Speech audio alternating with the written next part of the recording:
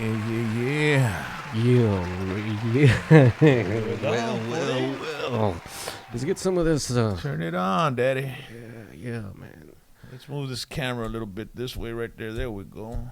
Oye, no quiere. No quiere, pues usa esta. Daddy, hasta la más chingona aquí, carnal. ¿Qué más quieres? Mira nomás. Aquí tiene la torcha. Mira. Ahí está la torcha. Ahí está. Woo! Oh, My wife hates the studio that's when we're doing a Puro Porter segment because he said, it smells like a voodoo house in here. Oh, yes, it does. Puro brujería. Andan haciendo brujería. What's going on? That's what you getting wrong, bro. You've been stressing out a while. You've been losing your hair a while. I don't know if you saw the episodes I've been uploading of the wrestling, man. Yeah, I've been catching up on some of that, bro. You guys are something else, you and Mario Salazar. Let me tell you, man, in August, I'm going to let you in on a little secret. And y'all saw that whole, saga of hair versus hair. In August, I had told my wife, you know what, I'm going to shave my hair off at the end of the year, And she was like, really? Yeah, but you know what? Let's do it in a spectacular fashion. Oh, that you did. Yeah. So then I talked to Charlie Corona there at work, and I told him about it because he's a big wrestling fan, and he said, well, I'm talking with some guys in a wrestling federation called Texas Wrestling League. And I said, well, let's do it with him. Hell yeah, let's do it with them. And then Mario Salazar wanted to get involved, so I said, there we go, perfect. Let's get involved. So we started, you know how we plan things out. You've known me a long time, Pore. Brother, come on. Come on, man. There was one time, ladies and gentlemen, where I got into a wrestling match against a dude named Spawn. I remember that. And es un Mexican wrestler, luchador mexicano, and rudo. Rudos. So I was on 99.5, a radio station called 99.5, right? ¿Qué pasa? And in the morning, we would be on the air, right? And in the afternoon at 4, there was a guy named Hugo de la Cruz, radio pioneer. Oh, yeah, legend. Who's still on, I think. And about to retire. I think he's retired a few times, but he still comes back because, he's a good broadcaster. Right. One of the pioneers. And the wrestler would call him and start talking trash about me. And then I'd have the recording and we'd air it in the morning. And then there was a one time that the wrestler called and said, La mamá de Rock vende cosas en la pulga. So then I aired it on and I go, oh, no, hombre. Dice el puro pobre, no, hombre, Rock. Ya cuando meten la jefa, carnal, ese pedo that's battle, man. That's some fighting words, bro. Oh, yeah. No vale más que lo creas, bro. Ese jale no se va a pasar. Y se la tengo que cobrar. Y quién sabe qué. And then people started calling the radio station, Rock. No te dejes de ese pedo, carnal, con las madres. No se arrima. No se meten. No se meten y no metan la jefa.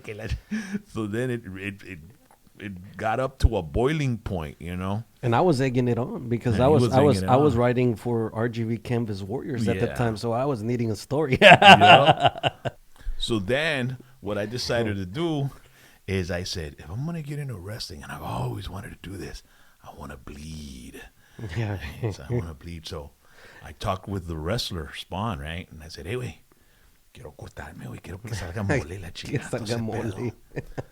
And he says, órale, está bueno. Pero no le digas a nadie, bro.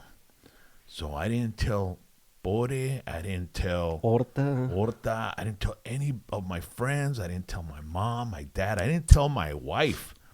I didn't tell my daughter, my kids. Nobody knew. So the day of the match came around, and there was like 2,000 people there at Tejano Saloon. ¡Mira! ¡Para que miren! ¡Todos ustedes! ¡Pinches cliqueros baratos! ¡Mira! Rock and Roll James no trae nada, compadre. Para nosotros los americanos, no los pochos como todos ustedes. Acabamos con él muy rápido. And I went up there and I talked to the guy how we were going to do it. I was going to sing the national anthem. He was going to attack me.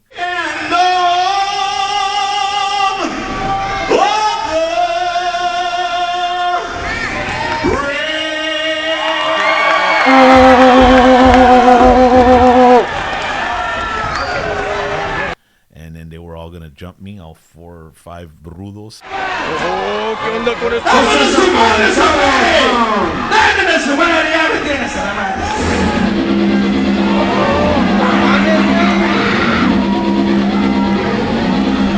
¡Porque vean que no nomás es cantar!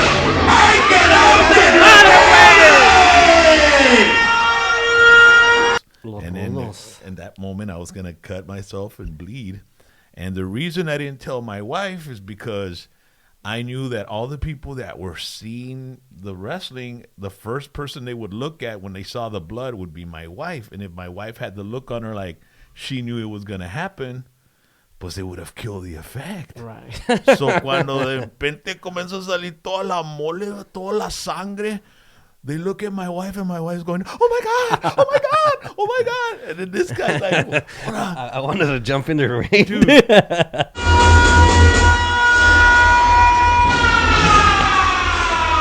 ¡Juego de montoneros! ¡Once de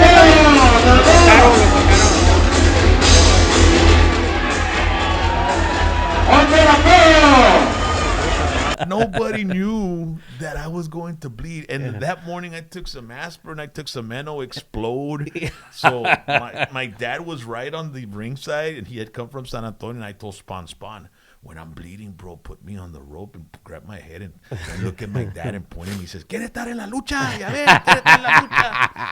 ¡Vamos, Cosaco! ¡Ahí viene!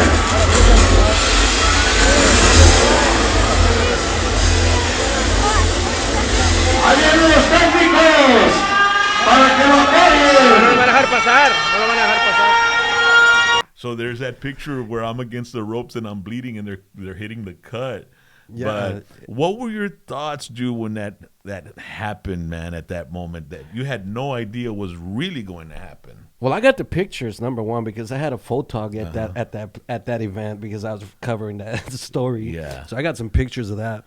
But I was looking at Orta and Orta was looking at me. We both were contemplating whether or not to jump in the ring, you know, Because you didn't know. We didn't know. We were there was a line. People between, wanted to jump in from the fans. Yeah, it was crazy because everybody thought there was a lot of friends of mine from school and all that, and everybody thought they It got were pretty literally, crazy. legitimately Yeah. pounding my ass and kicking my ass. It got And pretty I crazy. sold it every time they'd kick me, you know, I'd go, you know, I'd spasm, you know, and I made all the faces, and all the blood. And then the good guys came in and they saved me and they started dragging me to the back.